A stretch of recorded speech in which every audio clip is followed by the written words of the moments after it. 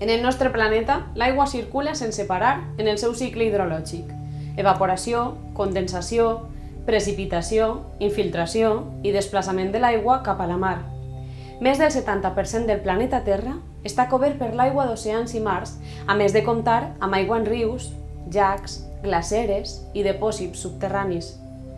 Tenim més aigua que terra. No obstant això, sabies que només el 3% de l'aigua total del planeta és potable? I només l'1% està disponible per al seu consum? Als països enriquits, com el nostre, consumim eixe 1% de l'aigua disponible contínuament, a tota hora i sense adonar-nos-en. Beure, cuinar, netejar-nos les dents, banyar-nos... L'aigua envolta la nostra vida i el nostre dia a dia. La nostra supervivència, salut i benestar estan molt vinculats a tindre accés a aigua potable i a sanejament.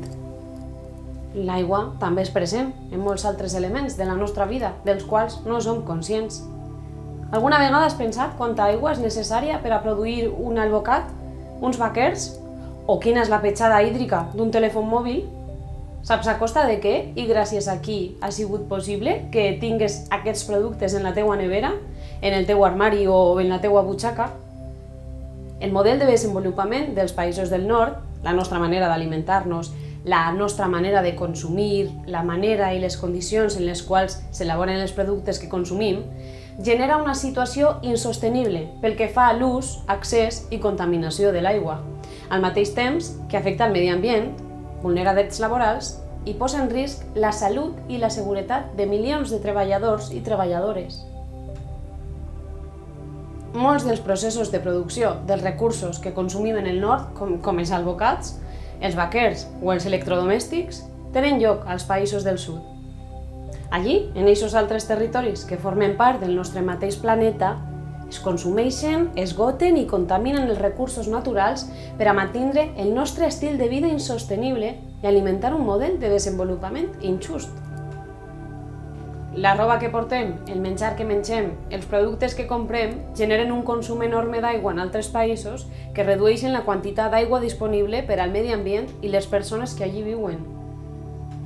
Algunes de les amenaces que genera el nostre model de desenvolupament en relació a l'aigua són la deforestació i tala de boscos, l'extracció de material petri, la contaminació d'aigües a través de l'agricultura o durant l'elaboració de tèxtils, els megaprojectes urbanístics, les lleis que permeten la privatització de l'aigua, la falta d'inversió i manteniment en tecnologies i sanejament que posen en risc l'accés a l'aigua en diferents territoris del planeta. El resultat és que la vulneració del dret humà a l'aigua és una realitat que afecta no sols els països empobrits, sinó que afecta de manera desigual a entorns urbans i rurals o a zones residencials riques i pobres. De fet, sabies que l'escassetat d'aigua afecta encara a més del 40% de la població mundial, a pesar que l'aigua és un dret humà reconegut des de 2010? O que apenes a 3 quilòmetres de distància de zones residencials amb piscina privada i camps de golf hi ha barris sense aigua, canonades ni canalització? Sembla que més que un dret, l'aigua, en el nostre model de desenvolupament, s'ha convertit en un producte de consum que reforça, potència i reprodueix privilegis i desigualtats. A més, l'impacte en l'aigua del model de desenvolupament hegemònic actual està provocant crisis climàtiques, migratòries i vitals.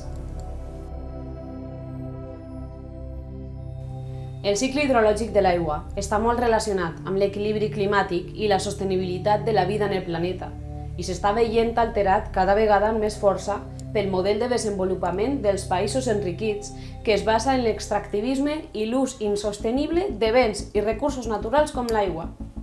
Sequeres, inundacions, precipitacions intenses, dana i gotes fredes, fusió de glaceres, canvis en els sòls... Són situacions i fenòmens cada vegada més habituals i presents en les nostres vides i els nostres mitjans de comunicació.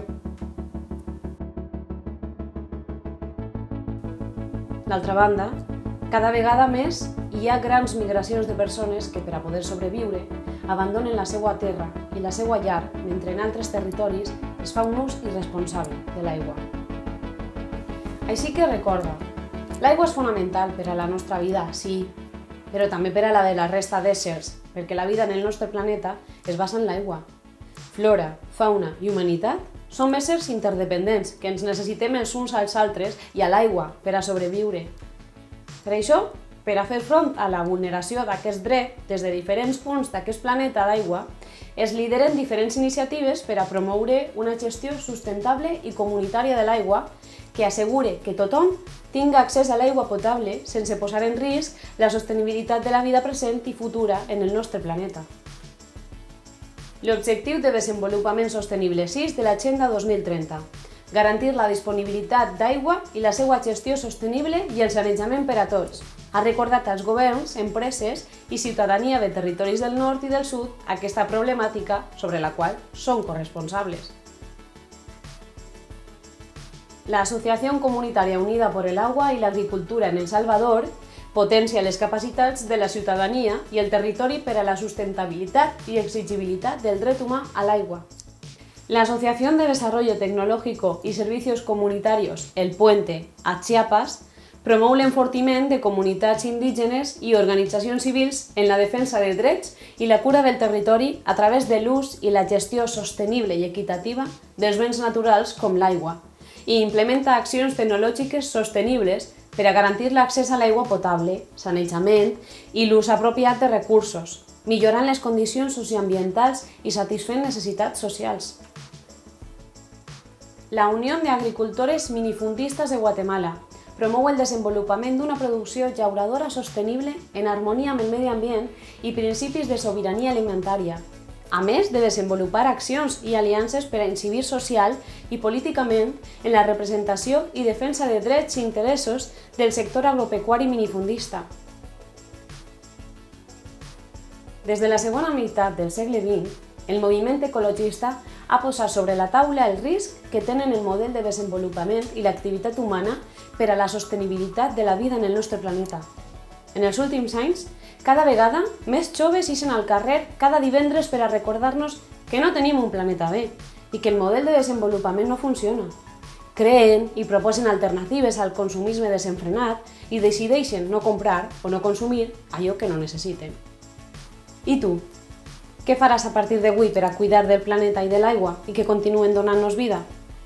Com et compromets amb el dret humà a l'aigua?